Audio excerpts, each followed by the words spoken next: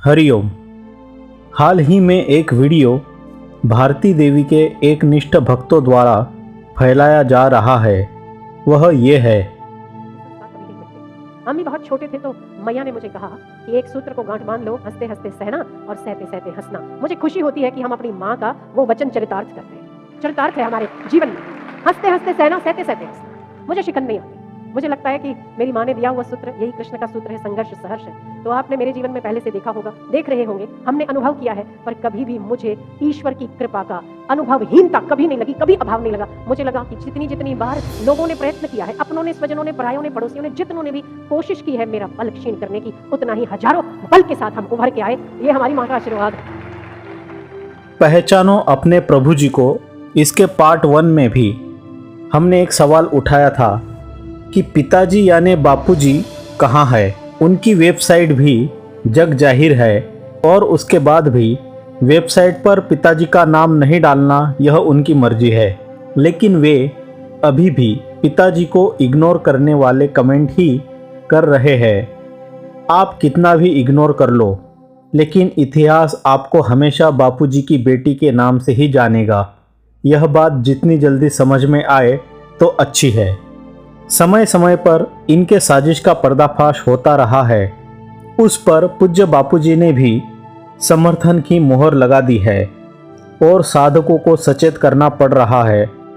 हमारा उद्देश्य इतना ही है कि गुरुदेव के साधक इनके षड्यंत्र के शिकार न हो। ये कहते हैं, निंदकों के मुंह पर फिर पड़े श्री के वचन भारी और फीकी पड़ी सब योजना।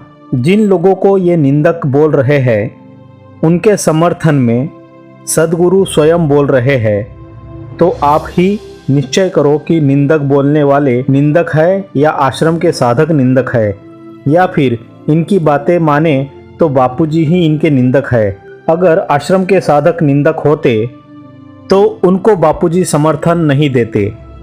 पहले मैया श्री जी जैसा समर्पण लाए, फिर बोले। तो सुनिए कि समर्पण का अर्थ क्या है। शिष्य जो कुछ भी अपना मानता है, तन मन धन सब गुरु के चरणों में अर्पित करे, उसे समर्पण बोलते हैं। अगर कोई शिष्य समर्पण में कमजोर है तो भी गुरु उनको आश्रम से निकालते नहीं है।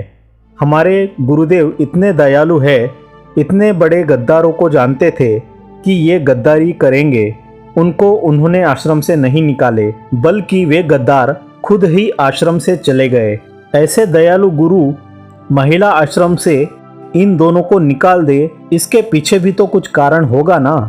और जिनको गुरुदेव को आश्रम से निकालना पड़े उनका समर्पण अच्छा है कैसे कह सकते हैं। वास्तव में ये गुरु के प्रति समर्पण नहीं है, क्योंकि उन्होंने गुरु के चरणों में समर्पित साधकों को वहां से हटाकर अपने चरणों में समर्पित किया है और उन साधकों की संपत्ति का उपयोग गुरु के संस्था के विरुद्ध कर रहे हैं। इसलिए ये समर्पित नहीं, गद्दार के लिस्ट में भले आ सकते हैं। जैसे महावीर स्वामी का एक शिष्य गोशालक, उसने महावीर स्वामी के 400 शिष्यों को हटाकर अपने शिष्य बना लिए और बाद में उन सब के उपयोग से महावीर स्वामी का विरोध किया। गौशालक को लोग महावीर स्वामी का गद्दार शिष्य बोलते हैं, समर्पित शिष्य नहीं बोलते। अगर इसको समर्पण बोलते हैं तो समर्पण शब्द की व्याख्या ही बदलनी पड़ेगी। एक साधारण मनुष्य भी अपने माता पिता या गुरु के विरुद्ध गुरु के शिष्यों की संपत्ति का उपयोग नहीं कर सकता, तो समर्पित शिष्य कैसे कर सकता है।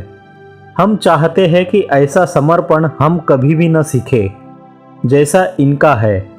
ये लोग जिनको गुरु परिवार बोलते हैं, गुरुजी उनको अपना गुरु परिवार मानते ही नहीं है। अनेकों बार कहा है, मेरा परिवार 3 मनुष्य ही सीमित नहीं है। फिर भी जो लोग गुरुजी के सिद्धांतों की अवहेलना करके उनको ही गुरु परिवार मानते हैं, वे गुरु के ही विरुद्ध जा रहे हैं। गुरु परिवार अगर गुरु के आदेश पर चलता तो उनको अवश्य गुरु बना देते, लेकिन वे गुरु के आदेश में नहीं चले, इसलिए उनकी यह दशा है। फिर भी जो लोग उनके गुलाम हो चुके हैं, चाहे भले उनके द्वारा कुछ धनराशि प्राप्त होने के कारण ही गुरु के संस्था के विरुद्ध गुरु के शिष्यों के ऊपर अपना तन मन धन लगा रहे हैं, या तो दूसरी संभावना यह है कि उनकी आस्था अब गुरुदेव में नहीं रही है, गुरु के वचनों के विरुद्ध जाकर भी अपनी आस्था को गुरु परिवार में बनाए रखना चाहते हैं, यानी उनका पूर्ण रूपेण श्रद्धांतरण हो चुका है। अगर ऐसा न होता तो गुरु वचन सुनने के बाद तो अवश्य इस बात का निर्णय कर लेना चाहिए जिसका समर्पण कर रहे हैं उसका समर्थन करने योग्य है या नहीं। हंसते हंसते सहना और सहते सहते हंसना माँ ने ऐसी सीख दी है। कोई बालक हो, उसको ऐसी सीख मिले और आगे चलकर उस बालक को चोरी करने की आदत लग गई हो, उसको उस आदत के परिणाम से कभी भारी हानि हो सकती है। भविष्य में उससे बचाने के लिए उसके पिताजी उसको डांट फटकार लगाए, उस समय वो अपने पिताजी की बात मानकर अपनी बुरी आदत सुधारने के बदले माँ के वचन के अनुसार उन वचनों को हंस दे, हंसते हंसते सह ले, अपनी गंदी आदत को न छोड़े। वह आदत उसको आगे जाकर फांसी के फंदे तक पहुंचा सकती है। उस समय वह हंसते हंसते सहने वाला बालक फांसी के फंदे तक पहुंच जाएगा। वह इस सीख के आधार पर क्या हंसते हंसते सह सकेगा या फांसी पर लटकते हुए हंस भी सकेगा क्या? ऐसे ही जब मृत्यु की मार पड़ेगी, नारकीय यातना भोगनी पड़ेगी, उस समय ये उपदेश काम नहीं आएगा। हंसते हंसते सहना और सहते सहते हंसना, यह तो एक बार की मृत्यु की बात है, लेकिन सद्गुरु पिता की अवहेलना करने वाले को जन्मों जन्मों तक अनंत बार मरना पड़ेगा। हंसते हंसते सहना, सहते सहते हंसना, बात कहाँ लागू करना, इस बात का भी थोड़ा विवेक होना चाहिए। हर उपदेश को हर जगह लागू नहीं किया जा सकता। और आगे कहते हैं, अपनों ने स्वजनों ने इनकी शक्ति क्षीण करने का प्रयास किया है। इस वचन में यह बात देखने योग्य है कि अपने में अपने पिता है, अपने हितैषी है, अपने गुरु भी आ जाते हैं। उनकी बातों को भी अगर हम सच्चे दृष्टिकोण से न ले, उनके बताए लक्ष्य अनुसार उसमें सुधार न करें और समझे कि वे हमारी शक्ति क्षीण कर रहे हैं, तो ये बुद्धि की मंदता की पराकाष्ठा है। सांसारिक माता पिता बंधु तो कभी स्वार्थवश हमें उल्टी सीख दे भी सकते हैं, लेकिन परम पिता सद्गुरु, उनका हमसे कोई स्वार्थ नहीं है। वे कभी ऐसी शिक्षा हमें नहीं दे सकते जो हमारे हित में न हो। फिर भी ऐसे सद्गुरु की शिक्षा की अवहेलना करके एक माता के द्वारा सुनी हुई किसी बात को पकड़ रखना, यह बुद्धि की मंदता का सूचक है। हम प्रार्थना करते हैं परमेश्वर से कि उनकी बुद्धि की मंदता को दूर करके उनको थोड़ा सा अपने भविष्य भावी के प्रति जागरूक होकर ऐसे व्यवहार को सुधारना चाहिए और अपने सद्गुरु के आदेश में चलना चाहिए। अन्यथा ऐसी बुरी दशा होगी जहां से बचाने वाला भी कोई नहीं मिलेगा। उन यातनाओं से बचाने के लिए हमें कृपालु गुरुदेव सावधान कर रहे हैं। वे हमारी शक्ति क्षीण करना नहीं चाहते हैं, वे हमें और चमकाना चाहते हैं। कुछ लोग कहते हैं कि ये पर्सनल गुरु शिष्य का मामला है। जब बापू आश्रम वालों को डांटते हैं तब आप सफाई देते हैं, लेकिन परिवार को डांटते हैं तो सार्वजनिक करते हैं। ये कैसी नीति? शिष्यों के उन्नति करने के लिए गुरुदेव डांटते हैं तो वे शिष्य उनकी डांट का पॉजिटिव अर्थ निकालकर दोषों को मिटाने में लग जाते हैं, जबकि यहाँ मामला उल्टा है। यहाँ भी गुरुदेव इनके उद्धार के लिए डांटते हैं, लेकिन वे अपने दोषों को मिटाने का प्रयास नहीं कर रहे हैं। अगर वे प्रयास करते तो उनको तुरंत यह प्रवृत्ति बंद कर देनी चाहिए कि अपने गुरुदेव के ही शिष्यों में फूट डालकर एक ग्रुप को संपूर्ण आश्रम के विरुद्ध उनके समय शक्ति आदि को लगा देना, वो ऐसा नहीं कर रहे हैं। इसलिए हम साधकों को सावधान कर रहे हैं। अन्य को गुरुदेव डांटते हैं तो वे शिष्य अपने दोष मिटाने लग जाते हैं और उनके दोष से अन्य साधकों की हमारी हानि नहीं होती। वो ऐसा नहीं करते। वे अपने दोषों को सुधार लेते हैं और यहाँ ये अपने दोषों को इतने बरसों के बाद भी सुधार नहीं रहे हैं और ये दोष केवल उनको ही हानि करते तो भी हम ये प्रचार में नहीं लाते, लेकिन उनके दोष से अनेक निर्दोष साधकों की हानि हो रही है, उसको हम कैसे सह सकते हैं। हंसते हंसते सहना का मतलब यह नहीं कि गाड़ी को किसी पेड़ से टकरा दो और फ्रैक्चर हो जाओ, उसको हंसते हंसते सहो और सहते सहते हंसो। चूल्हे में हाथ डाल दो, हाथ जल जाए और हंसते हंसते सहो।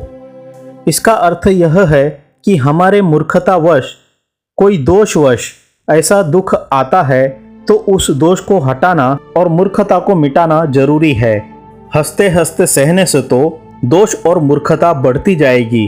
पूज्य गुरुदेव के पूनम व्रतधारियों साधकों से अपनी पूनम भरवाना, गुरु के शिष्यों के घर जाकर पगले करके उनके समिति वालों से अपने प्रोग्राम करके धन इकट्ठा कर धनवान होने को आप उभरना मानते हो तो यह धन क्या दुर्गति कर देगा, यह जन्माष्टमी पर्व पर गुरुदेव ने समझाया है। उस वीडियो का लिंक डिस्क्रिप्शन में भी दिया है। आपकी बिना ब्रेक की गाड़ी बहुत तेजी से दौड़ रही है, जिसको उन्नति समझ रही है, यह किस खाई में जा गिरेगी कोई नहीं बता सकता, लेकिन करुणामय गुरुदेव उसे ब्रेक लगाकर खाई में गिरने से बचा रहे हैं। इसी को ये बल क्षीण करना समझते हैं। ये तो बुद्धि का दिवालियापन है। लेकिन साथ ही में उन गुरु के शिष्यों पर भी दया आती है कि बापूजी के शिष्य होकर गुरु की ही बात की अवहेलना करके नकली भगवानों के पीछे पड़े हैं। इसलिए गुरुदेव के निर्देशानुसार सुधरने की सीजन है और देवी जी से फिर से प्रार्थना है कि अगर संभव हो तो अपने वेबसाइट पर आपके पिताजी कौन है यह भी स्पष्ट करे तो हमें आनंद होगा, क्योंकि कम से कम पिता के रूप में तो उनका आदर या स्वीकार किया ही जाना चाहिए। यह आपकी मजबूरी ही क्यों न हो, लेकिन सत्य यही है कि बापू की वजह से ही आप है और खड़े भी हो तो बापू के ही शिष्यों के सहारे। इसलिए अब प्रभु में तेरा नहीं गुरु में तेरा करे तो उसी में भलाई है। गुरु और प्रभु में बहुत फर्क है और दोनों के सिद्धांतों में भी बहुत फर्क है, जो कि एक अलग विस्तारित विषय हो सकता है। यहाँ एक फर्क ये भी देख सकते हैं कि गुरुजी दीक्षा देते समय भी कहते हैं, अगर आपके पास पहले से आसनमाला है तो स्टॉल से दोबारा खरीदना नहीं। गुरु को दक्षिणा देना आपका कर्तव्य बनता है और गुरु का हक। फिर भी बापू कहते हैं कि आपका रुपया पैसा नहीं चाहिए, बस नित्य माला का नियम करना और ईश्वर की ओर आगे बढ़ना। बापूजी के शिविरों में, सत्संग में, दीक्षा में लाखों लाखों हजारों लोग एक साथ लाभान्वित होते हैं। यहाँ किसी भी प्रकार से साधकों के रजिस्ट्रेशन नहीं करवाया जाता या पैसे नहीं लिए जाते। बापूजी के आश्रम में इस तरह के भी सूचना बोर्ड लगाए हुए आपने हमने देखे हैं कि यहाँ चीज वस्तु रुपया पैसा नहीं चढ़ाएं, या कोई बापूजी के या आश्रम के नाम से चंदा इकट्ठा करते हैं तो उनके लिए भी बापू नाराज होते हैं। ऐसे भी बोर्ड लगे हुए दिख जाते हैं कि आश्रम द्वारा किसी भी प्रकार का रुपया पैसा भेंट या चंदा इकट्ठा नहीं किया जाता। यदि कोई आश्रम के नाम से ऐसा करते दिखाई दे तो उसकी सूचना तुरंत आश्रम में देने की कृपा करे।